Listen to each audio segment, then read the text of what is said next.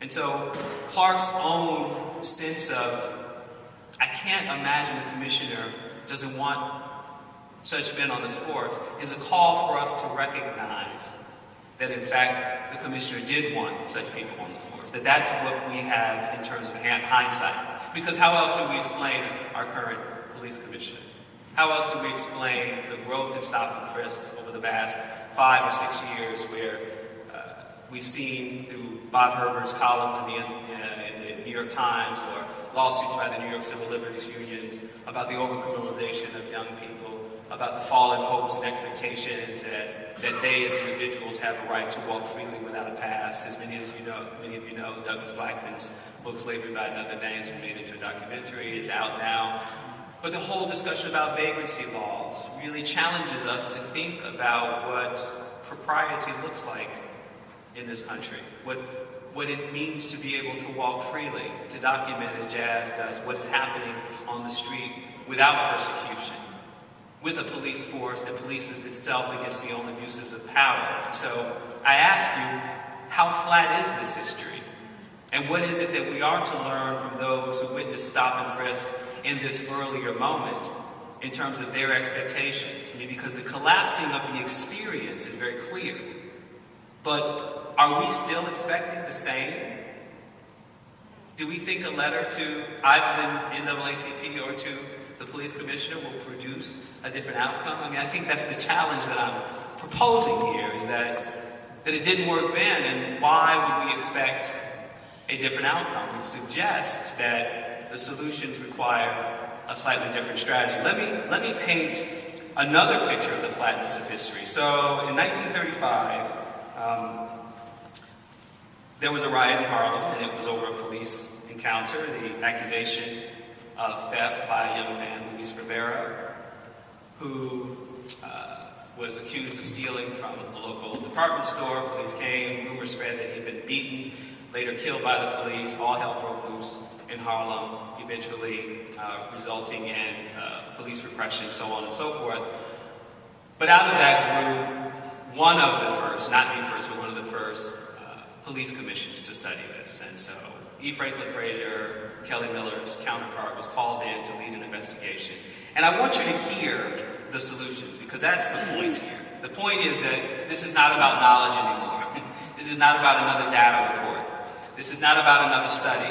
This is about what stories do we tell in this moment? What history do we use to make it painfully clear that the jury's not out on what the problem is? The jury's out on what political strategies and what we as citizens will demand of our elected officials and of the nation we live in. So listen to Frazier's recommendations in 1935. Quote, "The police of Harlem show too little regard for human rights and constantly violate their black fundamental rights as citizens." These are all direct quotes. "Police aggressions and brutalities more than any other factor weld the people together for mass action against those responsible for their ills. It is clearly the responsibility of the police to act in such a way as to win the confidence of the citizens of Harlem and to prove themselves the guardians of the rights and safety of the community rather than its enemies and oppressors. Private prejudices are no warrant for interfering with the association of whites and Negroes. And finally, officers of the law who violate the law should not only be subject to investigation and punishment by the police department, but that action should be taken just as vigorously as where any other person is charged with a crime." The Kerner Commission, 30 years later, 1968, made the exact same 5 recommendations. I would read them here, but in the interest of time, trust me, they are identical. So what is it about this problem, this occupying of blackness, that makes sense, that has legs, that has currency in a time where we are supposed to be, for some, post-racial? Well, it is, in fact, what is the problem of racial control for an expendable population. Now the difference here, and I'm being glib at this point in the interest of time, the difference here between an earlier time and this time is that racial control also depended upon the manipulation of black people's labor, which is why we see the continuation of convict leasing right up through World War II, and the continuing use of surveillance to make sure that at least black people were where they were supposed to be between the hours of 9 and 5. The problem today, of course, is deindustrialization and the mass response to that deindustrialization as warehousing.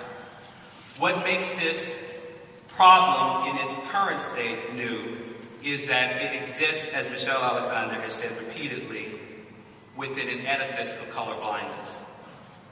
That the people, and that is those who are not in this room today, because I would argue that you're all self-selected choir members. The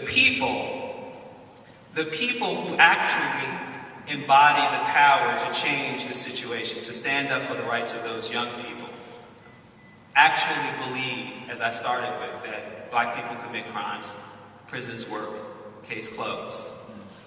And no amount of data, no amount of statistical evidence is going to change that. It's got to be the stories that change it, and it's got to be young people who are not taught yet the latest version of the American dream or American exceptionalism. That for them, they must be empowered in the very tradition that Professor Birch so eloquently described, that organizations like the Black Panther Party saw as crucial to changing the political fortunes and social realities of black people. We cannot let another generation of young people who came behind Kelly Miller or E. Franklin Frazier, or the countless and unknown black people who suffered stop and frisk in the 1930s, based on a kind of rubric of optimism and hope, just like Rupert Clark captured in that letter. We can no longer accept that version of American exceptionalism in light of the young people whose lives are being taken from us right before our very eyes. Thank you very much.